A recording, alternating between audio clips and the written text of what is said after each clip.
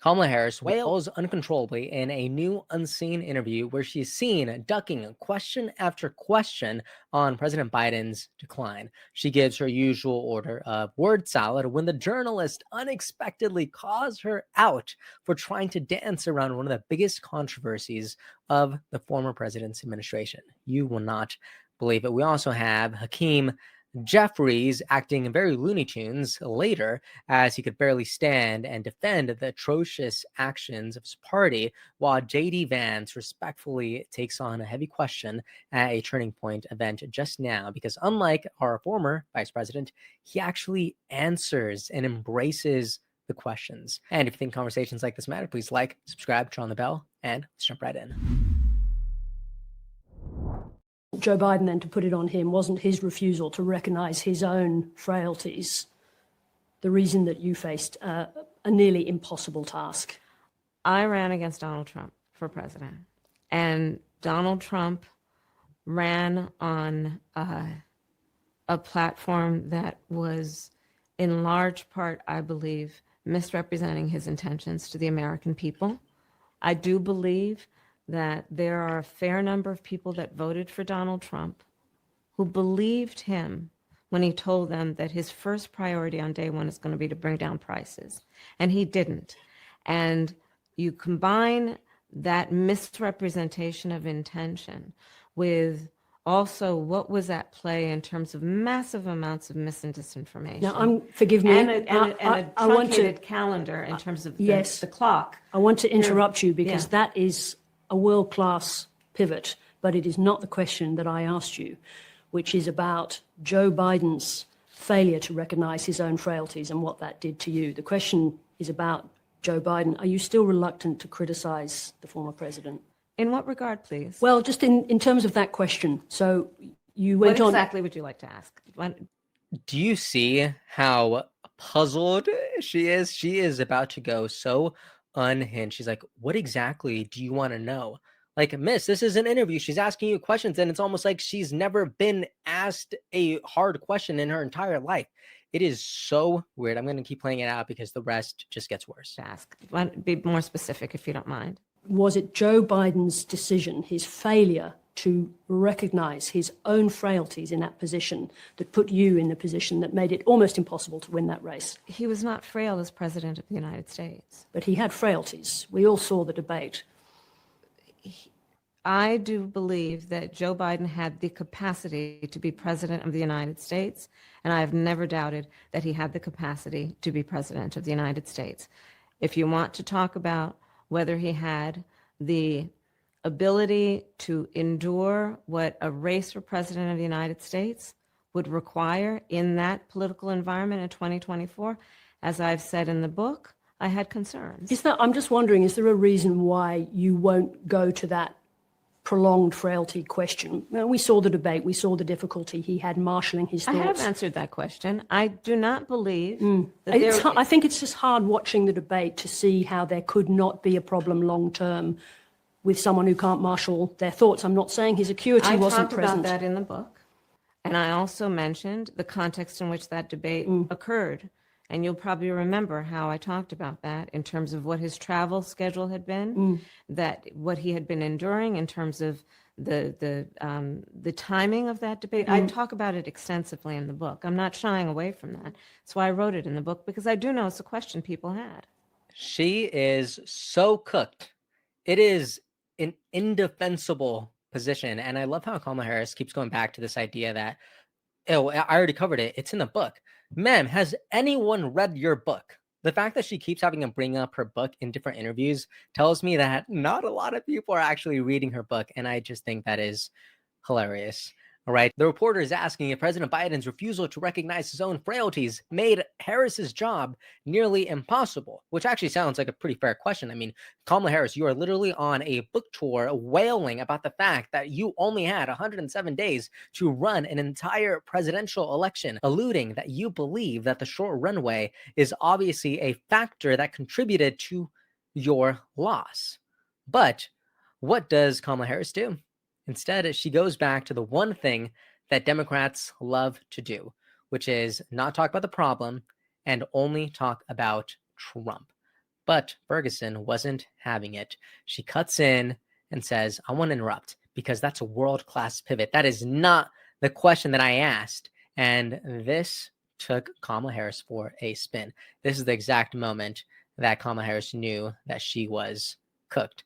It is crazy. This is the face of nightmares. But I am telling you that is not all, because I also wanted to share this clip of Hakeem Jeffries when he loses it after someone suggests that the party is going to start seeing some cracks because of the shutdown, which, by the way, in a couple of days is going to turn into our longest shutdown ever unless the Senate Democrats get their stuff together. But here is how Hakeem Jeffries responds to that question.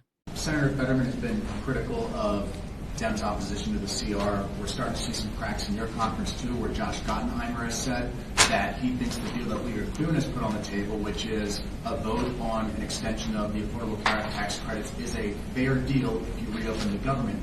Do you think this shows that there are more cracks on your side than there are on their side? Let me explain something to you. There are zero cracks on the Democratic side.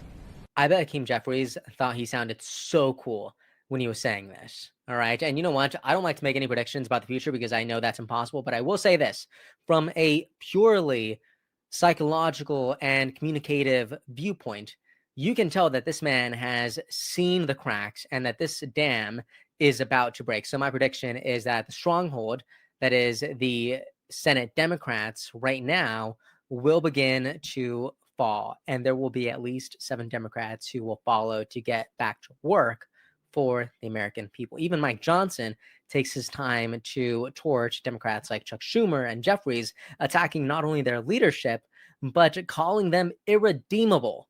Take a look at this. We're all concerned about the timing. The Democrats are eating up the clock. We have very important work to do here, and that's why we're pleading with them, not Chuck Schumer. Look, I think Chuck Schumer and Hakeem Jeffries are irredeemable at this point. I don't think they'll be able to tell Mondami in New York and his disciples that they voted to open the government. I've given up on the leadership. So we're trying to appeal to a handful of moderates or centrists who care more about the American people and will put the people's interest over their own and do the right thing in the Senate. I mean, there's no point in me sitting down with Chuck Schumer. He's painted himself into a corner. I get all that. Mondami it looks like he's going to win and be the mayor of New York City. And Hakeem Jeffries came out and endorsed him. That's all you need to know. Hakeem Jeffries is terrified that Mondami, one of his disciples, is going to challenge him in his own seat in the election next fall. You've already seen that rumored. Some of you have reported on it. So he had to do it. He had to endorse socialism. He had to endorse Marxism. This dangerous ideology that has taken over the Democrat Party, that is what is motivating them. So it doesn't matter what we do in the House. It doesn't matter what we pass. Mike Johnson is bowling over, and he's just telling it how it is. And you know what? I love it. He's hoping that some Democrats come to their senses, and I actually do think that that's the right strategy, because people like Schumer and Jeffries, they do not seem interested in actually reopening the government. If you were to ask me, for my opinion, I would say that they like the attention and they are addicted to the power and they love being needed, even if it's at the expense of the American people. Democrats love this stuff and it is just despicable. People are losing not just their paychecks, but some people are losing their jobs. And Speaker of the House, Mike Johnson, is absolutely correct. This is irredeemable and 100% despicable. And finally, I wanted to share this moment from just now as JD Vance is at a Turning Point event, I believe in Mississippi.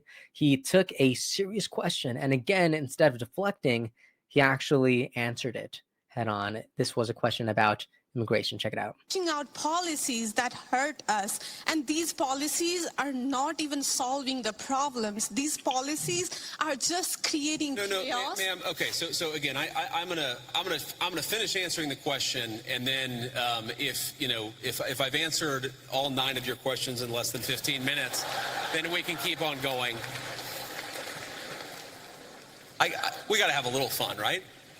So here's the thing. I can believe that the United States should lower its levels of immigration in the future while also respecting that there are people who have come here through lawful immigration pathways that have contributed to the country.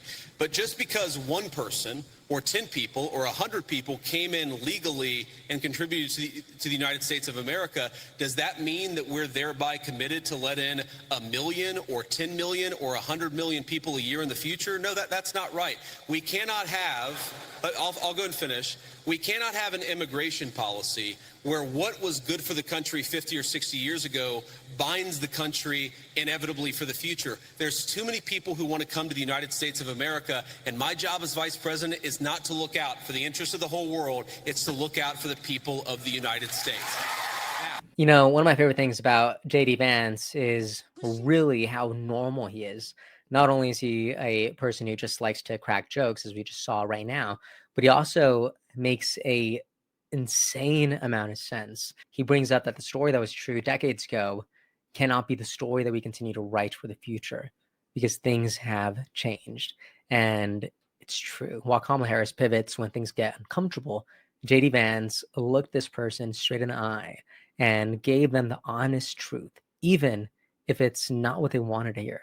It is so simple, ridiculously simple.